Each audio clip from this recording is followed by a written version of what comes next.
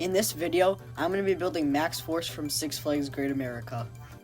MAXX FORCE was pretty much built for one thing, which is that absolutely insane launch, accelerating from 0 to 78 miles an hour in under 2 seconds, which makes it the fastest accelerating launch in North America.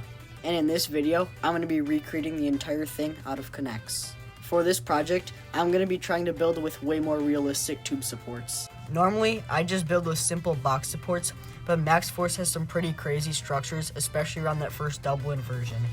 And I want to challenge myself by trying to build the most realistic supports that I can. Overall, I think this is definitely going to be a challenge, but I can't wait to get started. So I started off by building the launch mechanism and the station, and then how I'm going to build this coaster is I'm going to work backwards. So this right here is like that final dive loop, and then once the main layout is finished, I can make the launch track longer or shorter depending on where the track ends up. So the structure that I'm working on right here is for that final dive loop.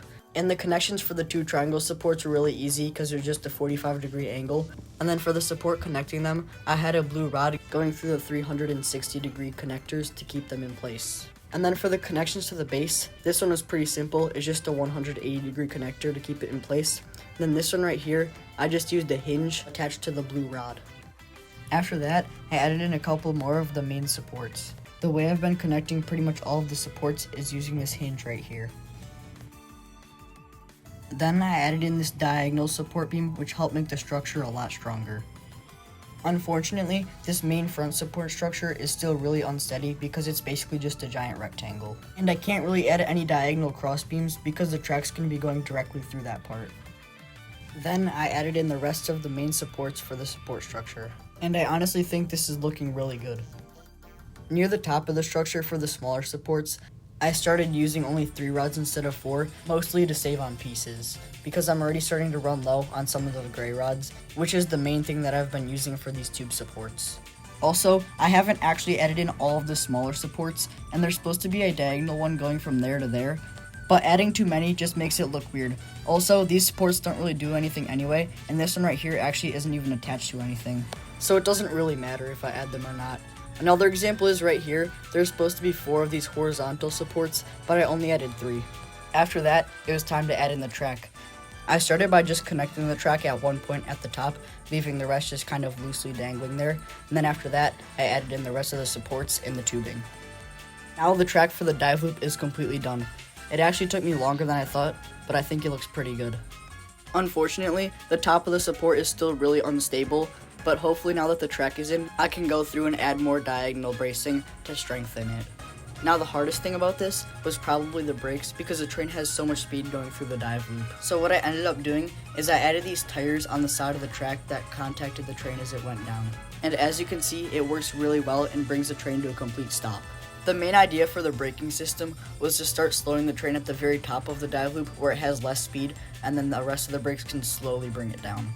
Now this idea is actually very similar to B&M Giga coasters, where it's a lot easier to stop a train 100 feet in the air where it already has less speed to begin with than trying to slow a train going 90 miles an hour. So if you've ever wondered why B&M Giga brake runs are so high, now you know why. So back to the coaster now. I finished this upward roll into the dive loop, and it was honestly really hard to make because when building with tube supports, there's a lot less connection points to the track, and that makes it harder to build smooth coasters. The heartlining on the roll still looks pretty good, it's just a little bit janky at some spots. I also haven't been building accurate supports after the dive loop because there's way too many on the real ride, and if I added them all into my model, it'd be way too cluttered and it wouldn't look that good. After that was all done, I began working on the heartline roll. It took me quite a long time to build, but it was probably one of the best heartline rolls that I've ever built on a coaster, even though I'm using tube supports.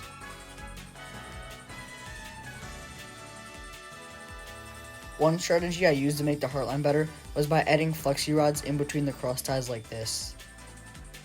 And because I'm building with tube supports, one of the most important things is making sure that I have lots of strong connection points for each support. That way it keeps the track stable and in place.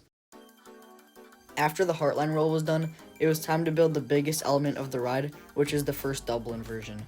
I noticed that the supports on each side of the inversion were symmetrical, so I decided to build them side by side so it was easier for me to build. And then after the supports are finished, I can move one of the supports over there in the right place. And then what I didn't notice was that these supports are actually almost identical to this first support on the dive loop, just scaled a lot bigger. So it should be pretty easy to build them, as it will be a similar process to what I did for the dive loop. Alright, so I've been working for a while on this second kind of section of the support. I think it's looking really good, but I'm running into a bit of a problem, and that's that I'm completely out of these red rods here, and I only have 2 of these gray rods left.